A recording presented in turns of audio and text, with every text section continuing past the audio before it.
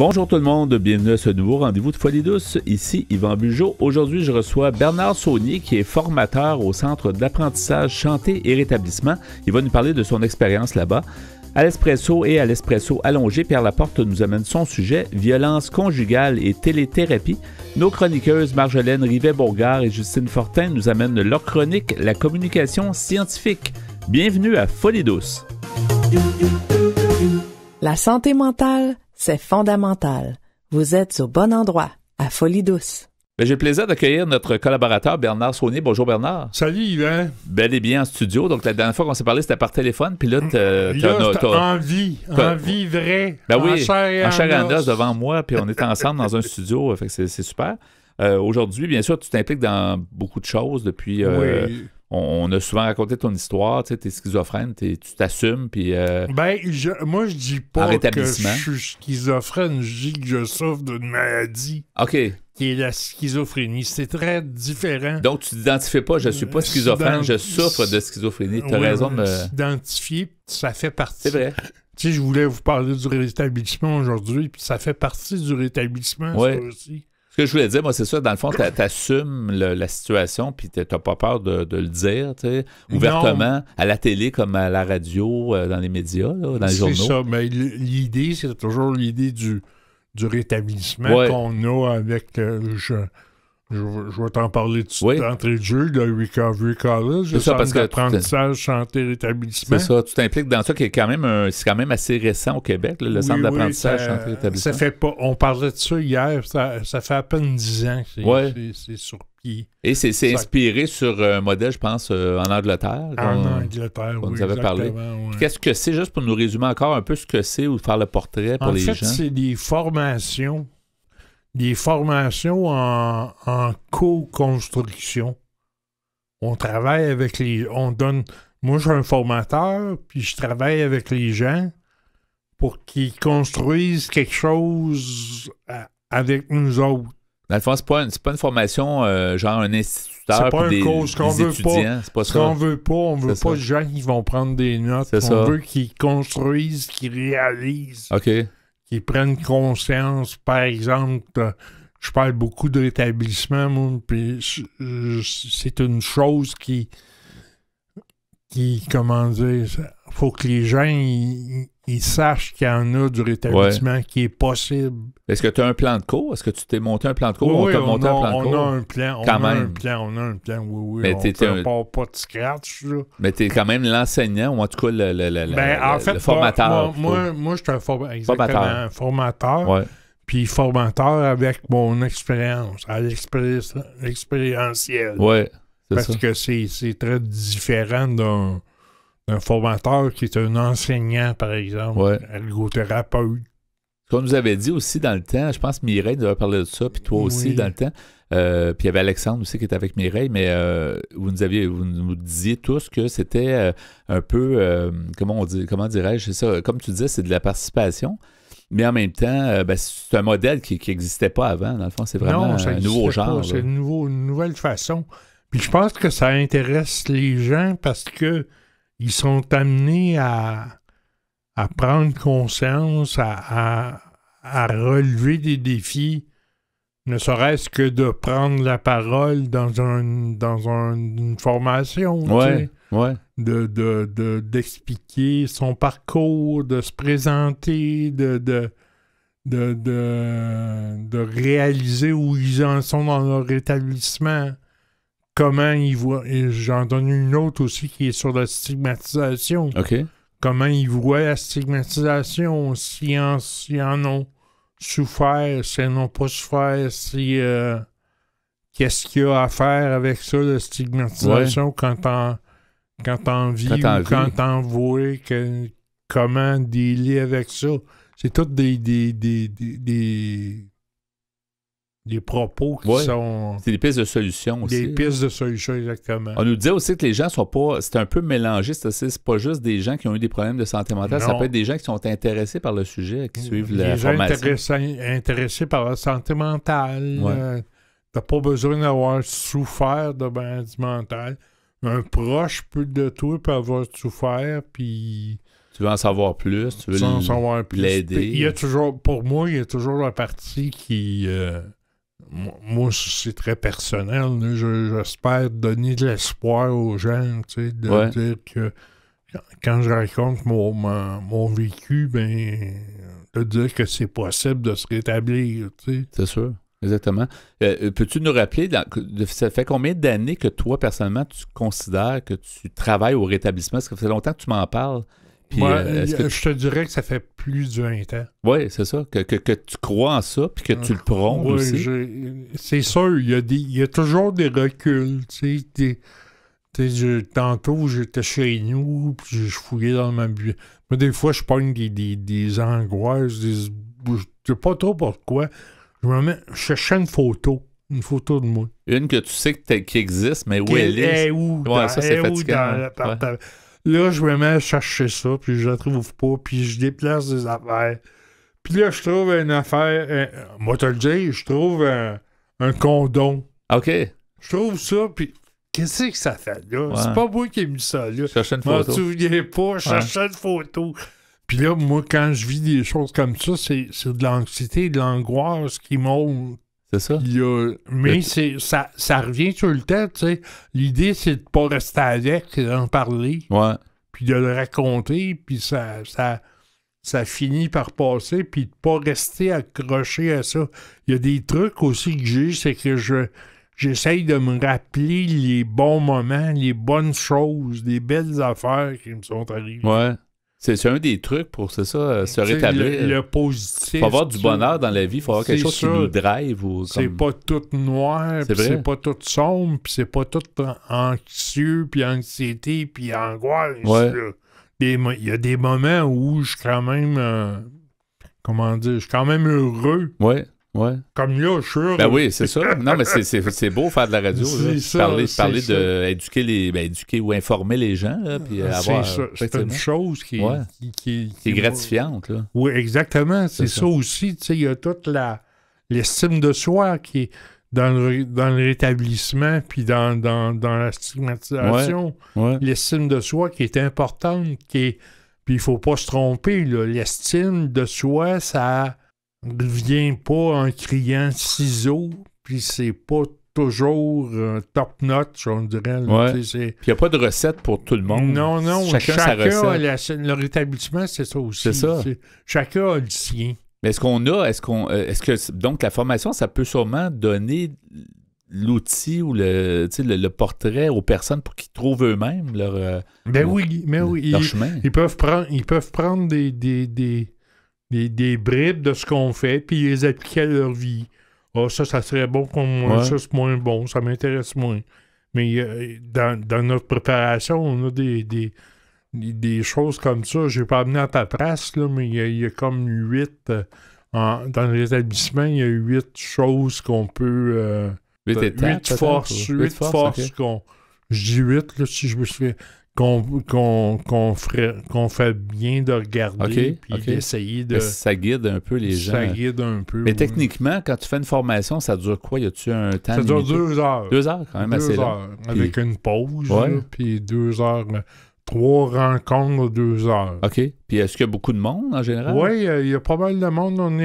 Vois-tu, les dernières qu'on a données, on était à 15 à peu près. OK, quand même. C'est intéressant. Des fois, il y en a 20 qui s'inscrivent, mais il y en a qui se désistent. C'est quand même intéressant parce que ça c'est né il n'y a pas si longtemps, là, avant la pandémie. Ça sera toujours un avant, un après. Là, parce que c'est ça. Je pense avant la pandémie, on t'avait reçu, puis on avait reçu Mireille puis Alexandre qui nous parlaient de ça. Fait que dans le fond, ça fait quand même peu d'années. Donc, comment tu vois la suite? T'aimes ton expérience, évidemment? Oui, j'aime beaucoup ça. J'aime ça. Je vois des gens qui s'établissent. C'est important. C'est ça. C'est important de voir ces gens-là. Que tu le prônes toi-même. Puis là, tu vois des gens qui... J'en vois d'autres qui veulent. Qui s'arrivent. C'est ça. Qui sont dans ce chemin-là aussi. Puis comment je veux ça pour l'avenir? En fait, il y a toujours... je veux toujours m'impliquer, oui. Mais dans l'établissement, il y a toujours... Il ne faut pas perdre de vue que c'est un jour à la fois. Ça aussi. Ouais, il peut y avoir des rechutes, on peut... Il y a des rechutes, il y a des choses qui arrivent dans la vie. Moi, je suis pas vraiment dans l'idée de regarder loin en avant. Aujourd'hui, je te dirais, oui, je continue. Ouais. Mais une journée à la fois. C'est ça. Mais je veux pas... non, c'est ça. Pas mettre la charrue devant un bœuf. Mais comme peut-être, autre question, Bernard, si tu permets, on peut le dire, tu es dans la soixantaine. Oui, j'ai 65 ans. C'est ça. Puis t'as exploré des choses, t'as vécu des mais comment tu peux, aujourd'hui, quand tu regardes tout ça, là, comment tu peux faire un genre de portrait, tout ça, est-que ça fait du sens? Est-ce que tu es heureux d'avoir fait le bout de chemin que tu as fait? Ça fait du sens parce qu'il y a un ami, j'ai un vieux chum, ça fait 40 ans qu'on se connaît. Ouais. Puis lui, il me dit, tu sais, ton passé, c'est ta richesse. C'est vrai, c'est une richesse. Mon passé, c'était pas très beau. C'était pas très... Tu sais, l'autre fois, je parlais, je disais, c'est ça, quand t'es ignorant, il y a une personne qui m'a pris, elle m'a dit, t'étais pas ignorant, t'étais malade. C'est une nuance importante, ouais. Mais... Il y a une part d'ignorance aussi dans la souffrance. Il y a une façon de vivre qui est pas comment je te dirais ça, qui est pas appropriée. Ouais. Il y a une façon de vivre qui est pas simple, puis qui est difficile, puis c'est des expériences au fond. Mais en même temps, tu dois être content de l'action que tu as portée, parce que t'as toujours été en action jusqu'à aujourd'hui, puis ça va continuer. Tu sais, t'as écrit, t'as participé ici à l'émission depuis 99 quand même, faut le faire, là. Puis t'as fait plein d'autres choses, plein d'autres implications. Fait que si on est dans l'action, j'imagine, on a des chances qu'on va un peu plus réussir. Ça va mieux un peu, oui, c'est sûr. Parce que si tu restes chez vous à rien faire... oui, si tu restes à te bercer, tu vas te bercer. Puis ça risque d'être déprimant. Ça va être plate longtemps. Parce qu'il y a des bonheurs là, à faire des choses oui, qu'on effectivement. aime. Tu sais, les formations, ça m'intéresse. Je m'implique aussi avec le TNM au théâtre. C'est vrai, tu as participé à plusieurs spectacles. Cette année, on commence autre chose, quelque chose de différent. Ouais. J'ai signalé mon désir de participer, ça m'intéresse. Ouais. Puis je vais essayer de faire de mon mieux là aussi. Ah, c'est intéressant. Avant de terminer, Bernard, on peut rementionner là, que les gens je pense que les gens qui tapent ça pour en savoir plus ou s'inscrire, dans le fond, c'est ouvert aux gens. Là, c'est Centre d'apprentissage, chanté et rétablissement. Si on tape ça là, dans un moteur de recherche. Puis là, c'est facile, j'imagine, de s'inscrire selon les régions. Ils vont voir, oui, selon les régions. C'est sûr, comme c'est virtuel, ben, c'est accessible à tout le monde, c'est ça. À toute la province. On parlait hier, peut-être qu'on va aller vers le Canada aussi, les francophones canadiens. Puis il y a plusieurs formateurs, là, toi t'en es un, mais il y a plusieurs formateurs. Il y en a pas mal. Il y a beaucoup de blogs de formation. Ouais. Ben, merci beaucoup, Bernard Saunier. C'était fort intéressant. Merci d'avoir été en studio. Ça m'a fait plaisir. C'est gentil de me recevoir. C'est très gentil d'être venu. Puis honnêtement, bonne continuation. C'est un beau projet. Puis on va suivre ça avec intérêt. Merci beaucoup. Merci à toi. Merci. Bye-bye. Bye. Nous sommes bien présents sur Facebook. Cherchez Folie Douce Radio pour nous trouver. Folie Douce, une communauté, une radio. C'est maintenant le moment du bloc Espresso. Bonjour Pierre Laporte. Salut Yvan. Aujourd'hui, ton sujet, violence conjugale et téléthérapie. Oui, je vais vous parler pour cet Espresso, surtout d'une série télé qui s'appelle M'entends-tu? C'est une série télévisée québécoise qui ne passe plus à la télévision conventionnelle depuis quelque temps, mais qu'on peut regarder encore sur le site Internet de Télé-Québec. Oui, c'est ça, c'est trouvable. Il y a plusieurs épisodes, je pense. Oui, il y a eu 3 saisons. Il y en a 31 épisodes, je pense. Oui, 31, je crois que c'est ça, oui. Alors, cette série a d'abord été mise en ligne le 15 décembre 2018 sur le site Internet de Télé-Québec et à la télévision dès le 16 janvier 2019. Le synopsis est le quotidien de Caroline, Fabiola et Ada, 3 jeunes femmes montréalaises provenant d'un milieu défavorisé qui, malgré leurs différences, sont de grandes amies, toujours présentes l'une pour l'autre. La 3e et dernière saison de la série a été diffusée du 23 mars au 11 mai 2021 à Télé-Québec. M'entends-tu a remporté de très nombreux prix au Québec et ailleurs et est distribuée par Netflix dans 190 pays et en 30 langues. ça c'était pour la définition générale, si tu veux, de la série. Donc Maintenant, c'est un sujet qui rejoint tout le monde. Là. S'il y a eu de l'intérêt comme ça à travers le monde, c'est quand même exactement, bien. oui. Et d'après un article que j'ai trouvé sur Internet qui s'appelle « La violence conjugale à la télé peut avoir l'effet d'une thérapie de société ». C'est un article que j'ai trouvé sur le site de Radio-Canada, soit ici.radiocanada.ca. C'est un article écrit par Madame Cécile Gladel, qui est journaliste et recherchiste. Elle nous dit « Des séries télévisées, comme M'entends-tu, placent parfois la violence conjugale au cœur de l'intrigue.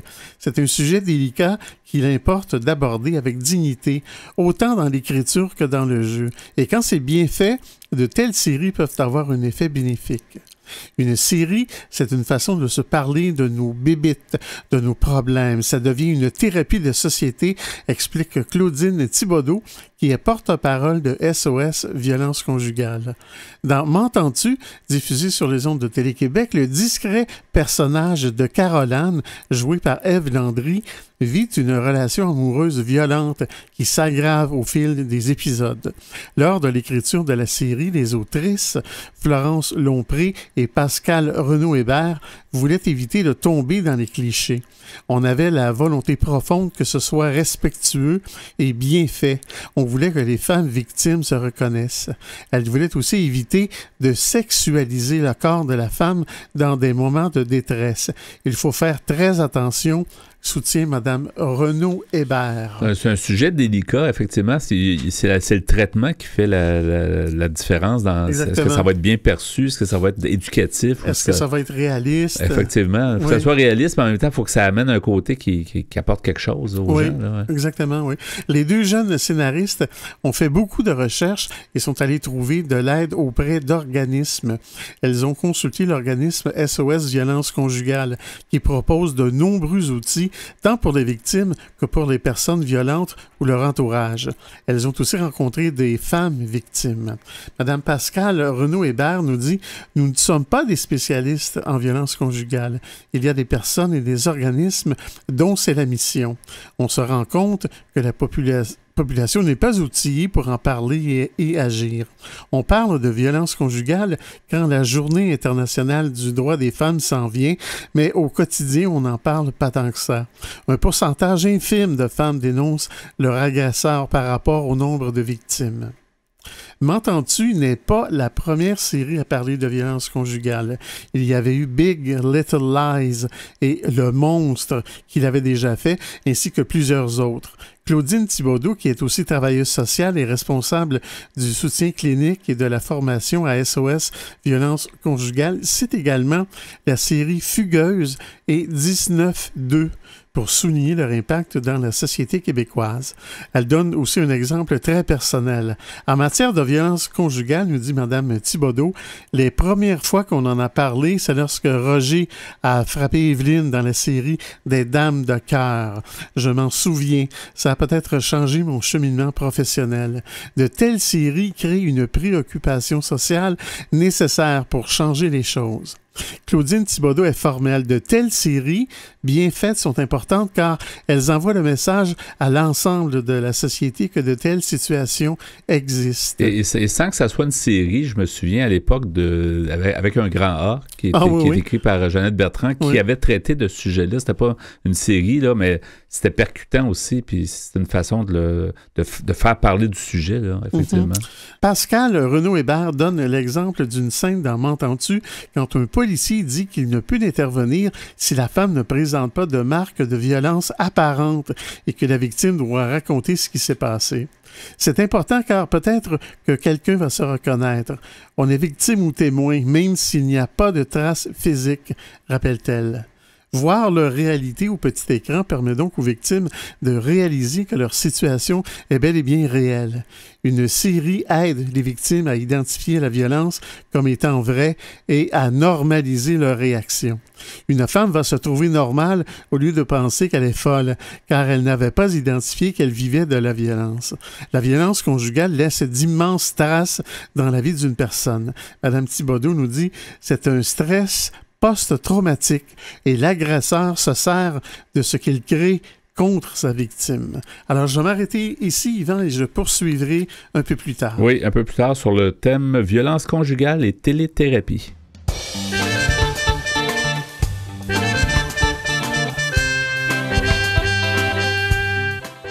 À venir dans l'émission, nos chroniqueuses Marjolaine Rivet-Bourgard et Justine Fortin nous parlent de la communication scientifique.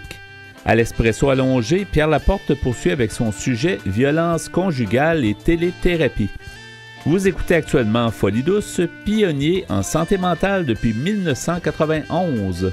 Folie douce, une communauté, une radio.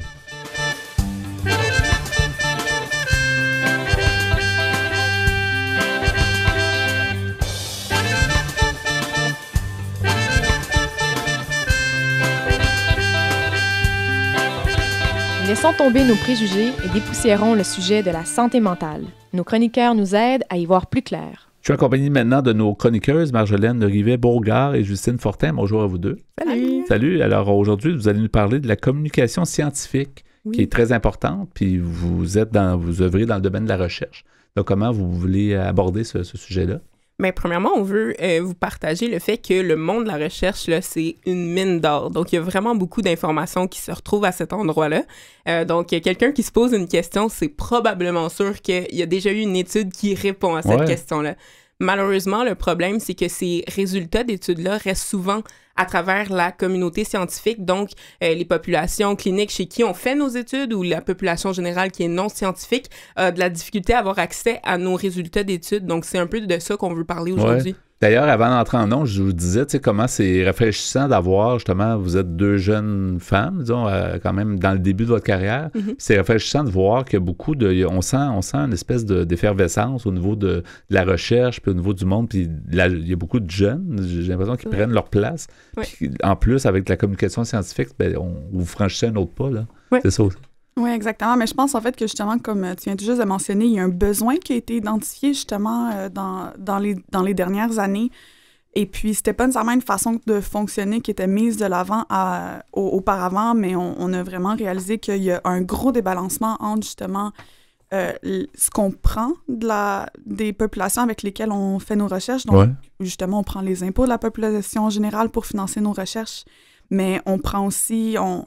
On profite du fait que, justement, on va chercher des données dans la population, mais il y a une espèce de débalancement où est-ce que, souvent, ils n'entendent pas parler de ce qu'on a fait, ils n'entendent pas parler des résultats. Ouais.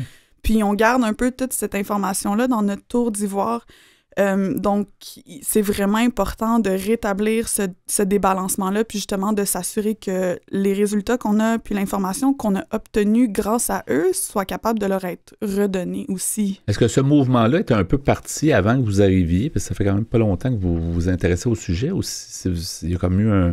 vous êtes arrivé au bon moment, finalement, mais comment ça... Est-ce que c'est récent qu'on se préoccupe de ça, de mieux communiquer les résultats? Je dirais que oui, c'est quand même assez récent. Donc, avant, peut-être même nous, avant même qu'on soit dans le monde de la recherche, là, la communication se faisait vraiment très entre les chercheurs, puis même encore aujourd'hui, mais on voit quand même un changement, bien sûr. Mais comment on communique en tant que chercheur, c'est vraiment à travers les congrès scientifiques, à travers les articles scientifiques qui sont inaccessibles pour la population générale. Donc, ça coûte très cher aller au congrès. Normalement, c'est pas publicisé dans des médiums ou des médias que les gens ont accès. Puis les articles scientifiques, pour avoir accès, souvent, ça coûte très cher et c'est accessible gratuitement, mais à travers les institutions universitaires. Donc, c'est quand même encore comme ça que ça fonctionne pour la grande majorité de nos communications, mais c'est vrai qu'on voit quand même un petit changement là, qui commence, puis que nous, on prend part à ça justement aussi. Ça doit être motivant pour vous deux, en fait, puis pour tous les autres, toutes et tous les autres. Là. C'est ça. Exact. Puis en fait, je dirais surtout qu'il y a une popularisation de ce mouvement-là. Donc, on parle... il y a peut-être, dans les 10 dernières années, il y a des papiers scientifiques qui sortaient de plus en plus sur ce qu'on appelle la dissémination des connaissances de la recherche, donc justement partager les informations qu'on a avec différents publics. Et puis, donc, on était vraiment dans une ère de recherche dans laquelle ce qu'on promouvoit beaucoup, c'est ce qu'on appelle le « publish or perish ». Donc, ce qui veut dire? Ce qui veut dire, en fait, l'importance pour rester actif et pour rester vivant dans le monde de la recherche, c'est de publier. Donc ça va vraiment toucher les sphères de la recherche. Ça va vraiment être de communiquer ce qu'on trouve avec d'autres chercheurs à travers l'écriture de manuscrits, l'écriture d'articles, donc qui vont être partagés dans les journaux que Justine faisait juste mention. Ouais. Puis, il y a maintenant... en fait, dans les 10 dernières années, il y a eu ce nouveau mouvement-là qui a commencé à sortir qui s'appelle « Be Visible or Vanish », qui se traduit par « Soyez visible » ou donc disparaître. Disparaissez, ouais. Exactement. Donc, c'était un peu présent avant, mais ça a récemment été popularisé. Puis maintenant, je dirais qu'on a vraiment la chance de faire partie de cette table tournante. Donc, cette nouvelle génération-là qui cherche vraiment à pousser les connaissances puis à les partager à l'extérieur de la communauté scientifique. Que toutes les deux, autant Justine que Marjolaine, vous êtes plus dans le domaine relié à la santé mentale, mais à tous les niveaux de la recherche, je pense qu'il y a comme ce mouvement-là, un peu de mieux faire connaître à la population, c'est ça? Exact. C'est ce qu'on voit beaucoup. Puis tu sais, pour faire du pouce sur ce que Marjolaine elle disait, un bon chercheur, dans le temps du publish or perish, c'est vraiment la personne qui a le plus de publications scientifiques, mais on n'entend pas parler de ces publications-là si on fait partie de la communauté non scientifique. Mais ça, c'était la définition d'un bon chercheur. Aujourd'hui, pour être un bon chercheur, il faut que tu ailles voir la population que tu étudies, tu leur parles des résultats que tu as obtenus. Puis ça, c'est quelque chose que les plus vieux chercheurs, ils ont pas eu, ils n'ont pas appris ça, eux, quand ils ont commencé la recherche. Puis nous, c'est un peu ça qu'on défend. Il faudrait qu'on soit formé parce que c'est facile à dire et un peu plus difficile à faire. Mais c'est pas tout le monde qui est prêt à... Vous l'avez fait, vous le faites via la radio ici, mais aussi par balado. Tu as créé une balado, Marjolaine. Donc, c'est ça prend les moyens aussi. Puis quelqu'un qui va être apte à faire ça, c'est pas tout le monde qui a la communication facile. Là, en fait. Exact. Oui, puis justement, pour enchérir, il y a tellement de facteurs qui font en sorte que ce qui est de la façon qu'on procède en ce moment n'est pas accessible à la population générale. Donc, en plus justement des différentes conférences, puis comment est-ce qu'ils sont mises de l'avant, comme Justine a mentionné, on utilise du jargon tellement précis que même un chercheur, juste dans un domaine juste un peu différent, peut se perdre complètement dans le jargon, dans les concepts. Donc, on perd vraiment une grosse population quand on reste dans ce vocabulaire-là. Donc, il y a ça. Puis, il y a aussi le fait que souvent, ce qu'on fait puis ce qu'on discute, c'est tellement précis. Donc, on manque de contexte. On le contextualise pas dans la vie de tous les jours. Donc, ça fait en sorte que c'est très, très difficile de s'identifier avec ça. Donc, non seulement on comprend pas, mais aussi on perd intérêt. Oui, c'est ça, exactement. Non, c'est sûr que c'est vraiment un processus qui est bien entamé, puis que vous vous efforcez de le faire. Là. Déjà que vous êtes ici, fait que c'est déjà une bonne idée, mais plus vos autres activités, effectivement. Oui, puis on a aussi trouvé des moyens là, qui peuvent justement faire en sorte que la communauté non scientifique puisse avoir accès à ça. Là. Donc, je sais pas si Marjo... Tu veux en parler? Mais justement, comme tu viens tout juste de mentionner, Yvan, donc il y a justement utilisé des différents canaux de communication. Donc maintenant, on est ici à la radio. Il y a le balado, comme tu as mentionné, que j'ai fait avec Justine puis Rémi. C'est intitulé « Sort de ma tête ». Exact, ça? COVID-19 sort de ma tête. Pour les gens qui veulent le trouver et l'écouter. Oui. Exactement. Donc, il y a justement... prendre des canaux, mais des canaux qui sont adaptés à la population que tu veux aller chercher. Donc, par exemple, nous, quand on a fait le balado avec Rémi, on voulait vraiment aller chercher des jeunes. Donc, on a utilisé un format qui est très, très populaire ces temps-ci. Si, par exemple, en fait, encore avec les jeunes, on peut utiliser les réseaux sociaux, dont Instagram, Facebook, tout ça. Si on veut aller chercher des populations un peu plus âgés, là, à ce moment-là, on peut utiliser les médias traditionnels, comme les journaux, comme la télévision, ces choses-là. Donc, il faut bien connaître la population pour être capable de s'assurer que l'information se rend à eux. Ouais. Mais au-delà de ça, ça nous prend une maîtrise incroyable de notre sujet. Donc, déjà que c'est pas facile d'en parler dans un vocabulaire qu'on apprend dans nos cours, qu'on apprend dans nos recherches, d'être capable de le simplifier, de donner des métaphores, puis de donner des exemples avec lesquels les gens peuvent s'identifier. C'est un niveau d'habileté qui est vraiment c'est next step, c'est le prochain niveau. Puis justement, il faut aussi avoir faut être capable de sortir de notre zone de confort. Parce que comme Justine l'a mentionné, nous, on est drillés pour aller dans des conférences, pour publier des articles. Fait qu'on se fait pas promouvoir l'importance d'aller hors de notre chemin pour parler avec la population générale. Selon les différents médias, comme tu dis, là, puis, la télé, peu importe. Puis on peut-être un titre d'exemple, on a vu pendant la pandémie, il y a eu beaucoup de scientifiques qui ont comme... Puis il y en a qui étaient meilleurs que d'autres. Que, dans le fond, il y a peut-être des modèles là-dedans de dire, ben, il y a moyen de rendre ça simple pour les gens qui écoutent, puis que ça soit intéressant quand même. T'sais. Oui, c'est ça. Donc, on a des exemples là, de personnes ou de scientifiques, justement, qui sont venus vers l'avant pendant la pandémie, même avant ça. Donc, premièrement, on a le pharmacien. C'est sûr qu'il y a des gens qui ont entendu parler de lui via son émission à la télé. Il passe souvent dans les médias. Puis ça, c'est justement un scientifique qui vient faire de la vulgarisation pour la population générale. Sinon, on a FQTM, Faut que tu m'expliques. Elle est via Instagram, puis elle fait vraiment des publications informatives sur son sujet de recherche et plusieurs sujets, dans le fond.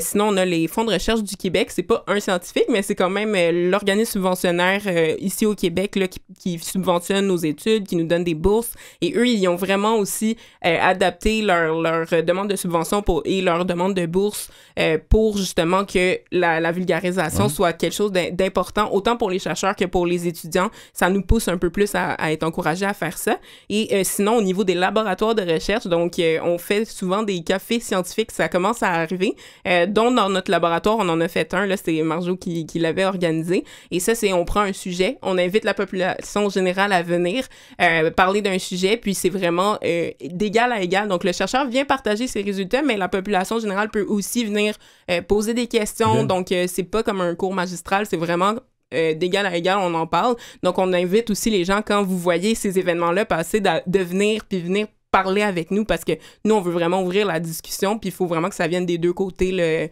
l'envie de prendre part à la discussion. Et l'avantage, justement, de rendre de communiquer des résultats de recherche à la population, oui, comme tu disais tantôt, il y a des fonds qui sont utilisés, les impôts, ces choses-là, mais est-ce que vous attendez, comme chercheur, à avoir, je sais pas, plus de feedback qu'on appelle des gens, ou est-ce que vous voyez ça plus loin que juste se dire, ben, on va faire connaître, oui, mais est-ce que ça va vous apporter une meilleure, quelque chose pour aller plus loin? Bien, il y a tellement d'avantages à ça. Juste, on peut voir ça comme un cycle. Premièrement, le plus tu parles de ta recherche dans ta population cible, bien, le plus ils vont être intéressés. Puis ça peut te ramener plus de participation puis plus d'opportunités de continuer au niveau de ta recherche, parce que souvent, une des parties les plus difficiles du processus, c'est le recrutement. Donc, s'assurer que tu as assez de gens pour justement... étudier ton sujet, tu sais. Exactement. Donc, il y a ça, mais en plus de ça, ben, le plus il y a un intérêt dans le public, ben, le plus tu peux être financé, donc le plus tu vas susciter de l'intérêt. Donc, c'est un peu comme un cycle, mais il y a aussi un format de recherche qui devient de plus en plus populaire puis qui est vraiment, vraiment intéressant. C'est de la recherche participative. Puis c'est un type de recherche qui est tellement important parce que pendant des années puis des années, on faisait de la recherche qui était supposée être pour une population, mais la population n'avait pas un mot à dire nécessairement dans comment ces recherches-là étaient faites, comment ils étaient, comment qu'on les mettait en place. Donc, en discutant puis en voyant que les gens ont un intérêt, bien, on peut maintenant les impliquer dans les processus de recherche. Donc, la recherche va s'améliorer puis devenir plus adaptée à la population même que tu vises. C'est intéressant. Mais on a quelques secondes pour terminer déjà. Est-ce que vous avez, toi, des références à donner, peut-être l'endroit où vous œuvrez, peut-être, ou d'autres choses? Qu'est-ce que vous aimeriez dire avant de terminer? Bien, c'est sûr que nous, on fait de la vulgarisation scientifique, donc on vous encouragerait à venir regarder notre page Instagram pour les gens qui sont sur Instagram, Sort de ma tête. Sinon, notre balado aussi, COVID-19 sort de ma tête, et il y a plusieurs autres scientifiques qui le font. Donc, comme on l'a dit, le pharmacien, FQTM. Donc, on vous invite à aller chercher. Puis sinon, vous pouvez nous écrire, on va vous en envoyer également, là, dépendamment des sujets là, qui vous intéressent. Et merci beaucoup d'avoir été des nôtres. Donc, Justine Fortin et Marjolaine Rivet-Bourgard, merci. Puis à une prochaine chronique. À la prochaine. Au revoir. Merci. Vous écoutez Folie douce. Témoignages, entrevues d'experts, chroniques, toutes les facettes de la santé mentale en une seule émission. Nous poursuivons maintenant avec l'Espresso allongé et le sujet violence conjugale et téléthérapie que tu as débuté plus tôt dans l'émission, Pierre. Oui, largement, d'après un article que j'ai trouvé sur Internet et qui s'appelle « La violence conjugale à la télé peut avoir l'effet d'une thérapie de société ». C'est un article que j'ai trouvé sur le site de Radio-Canada, soit ici.radiocanada.ca. C'est écrit par Mme Cécile Gladel, qui est journaliste et recherchiste et qui nous parle de cette série québécoise « M'entends-tu » qui ne passent maintenant plus à la télé conventionnelle, mais qu'on peut trouver sur le site de Télé-Québec lui-même. Oui, de plus en plus de séries, d'ailleurs, ont une plus longue vie comme ça en étant sur le web, ce qui n'est pas une mauvaise affaire qu'on a manqué certains épisodes. Surtout les bonnes séries. Oui, effectivement. On a manqué. Oui. Alors, je poursuis ma lecture de l'article. Madame Gladel nous dit « Les femmes peuvent dénoncer leur conjoint beaucoup plus tard après avoir vu une telle série. En violence conjugale, les choses ne se passent pas rapidement. Il y a de nombreux dangers et enjeux. Quand une victime ne bouge pas, c'est qu'elle a de bonnes raisons. Tout ce qu'on peut faire pour aider la société à comprendre les victimes est utile. Mais il est important que les femmes soient de plus en plus validées et solides pour qu'elles puissent demander de l'aide au bon moment, ajoute Mme Claudine Thibodeau. Toutefois, la travailleuse sociale souligne qu'il peut être aussi difficile pour des victimes de voir les images de la violence, même si ça peut aider à mettre des mots et à aller chercher de l'aide. Ça peut se comprendre, je pense. Oui, absolument. La plus récente campagne de SOS Violence Conjugale, qui s'appelait c'estpasviolent.com, s'adresse aux plus jeunes avec des mises en situation. On participe en se mettant dans les souliers d'une victime lors d'un échange par texto. Plusieurs personnes nous ont écrit en disant qu'elles avaient déjà fait de tels gestes. Il y a une plus grande ouverture chez les jeunes. On doit montrer que ça ne mène à rien de bon, qu'on va perdre la relation. Et ça peut amener à une remise en question, explique Mme Thibodeau. Pour montrer des situations de violence conjugale à l'écran, il faut que les actrices et acteurs jouent ces rôles difficiles. Celui qui incarne Kevin, le conjoint violent de Caroline dans M'entends-tu, qui s'appelle Victor Andrés Turgeon, a été profondément marqué par ce personnage, qui l'a habité même après la fin du tournage. Avant, en lisant le texte, il s'est dit « Je me suis demandé dans quoi je m'embarquais. C'est que je m'approprie beaucoup les torts de mes personnages. Je vois le négatif dans mes traits de personnalité. Quand j'avais joué Henri, un personnage niaiseux, je me suis dit que c'était moi. Même chose dans mon rôle de père distant qui se sent opprimé par la société dans Joulix, explique-t-il. Le fait que l'acteur connaissait bien Ève Landry l'a aidé à se préparer à jouer ces scènes difficiles. Il nous a dit « Je faisais confiance à Ève pour me le dire si je lui faisais mal. On en parlait beaucoup avant. On trouvait aussi les manières de se toucher selon les angles de caméra. Les scènes les plus physiques n'étaient pas les plus compliquées. C'était très technique et très préparé. » Et même si l'acteur Victor Andrés Turgeon et l'actrice ont eu quelques bleus après certaines scènes, tout était chorégraphié pour que le tournage se déroule en toute sécurité. Il faut que ça soit crédible, mais en même temps, effectivement, faut quand même pas se blesser, là, c'est sûr. Exactement, oui. En lisant le scénario, le comédien s'est aussi interrogé. Je sais que je peux être frustré parfois derrière le volant, nous dit-il. Ça m'a fait réfléchir. Je me suis demandé qui j'étais, mais je savais que je n'étais pas du tout comme Kevin, nous dit toujours ce même Victor Andrés Turgeon. D'ailleurs, il soutient que ce rôle lui a permis de grandir et de saisir un peu plus les racines de la violence conjugale. Je comprends d'où part Kevin, nous dit-il. Il n'a pas été élevé pour savoir comment gérer ses émotions. Je ne suis pas capable de cette violence conjugale, mais je peux être exaspéré. Je ne veux jamais aller là. Ça m'a beaucoup réveillé. Si cette série permet de sensibiliser tant les membres de la distribution que la société, l'une des volontés des autrices de la série est aussi de montrer le cycle de la violence. Les périodes sont toujours les mêmes. Il y a la lune de miel qui est de plus en plus courte, les moments de crise où les taux se resserrent. Les femmes sont déprogrammées et isolées. Quand on ne l'a pas vécu, il est difficile de comprendre que la femme retourne vers son conjoint et que l'amour est plus fort. Ce sont aussi des femmes très isolées et quand il y a des enfants, c'est encore plus complexe, nous dit Pascal Renaud-Hébert. Par ailleurs, le personnage de la mère de Caroline, aussi victime de violence de la part de son mari, le père de sa fille, se rend compte que le cycle se perpétue. Elle l'a vécu et sa fille a internalisé ses comportements, constate la co-autrice. Et dans un dernier article connexe à cette série dans un court article qui s'appelle « C'est fini, fini, fini pour m'entends-tu » avec un point d'interrogation. C'était sur le site de la presse, soit lapresse.ca. C'était écrit par M. Hugo Dumas, le journaliste à la presse. Et il cite l'auteur et actrice Pascale Renaud-Hébert qui disait « Normalement, les maquilleurs utilisent du fond de teint pour améliorer notre apparence. Mais pour le rôle de Karine, ils me mettaient de la crème pour que ma face luise encore plus. » D'ailleurs, presque toutes les actrices de M'entends-tu ont joué sans fard. Ça prend du courage pour se mettre ainsi à nu en cette époque des retouches excessives, d'obsession de la jeunesse et de téléviseurs ultra méga trop HD. Madame Pascale Renaud-Hébert nous dit « Oui, ça demande un certain lâcher-prise. Ça ne prenait pas d'orgueil pour jouer dans M'entends-tu. On veut voir du monde vrai dans notre télé. » C'est cette authenticité qui nous a fait craquer pour l'univers à la fois drôle et très dur de ces trois amies prises dans des cycles de pauvreté et de violence. Pour écrire les 30 épisodes de M'entends-tu, Florence Lompré et Pascale Renaud-Hébert ont interviewé des policiers, des intervenantes de la DPJ et autres. Et je dois m'arrêter ici. L'article s'appelle « C'est fini, fini, fini pour m'entends-tu ». Et on peut chercher sur Télé-Québec la série pour voir les épisodes. Merci beaucoup, Pierre. Bienvenue.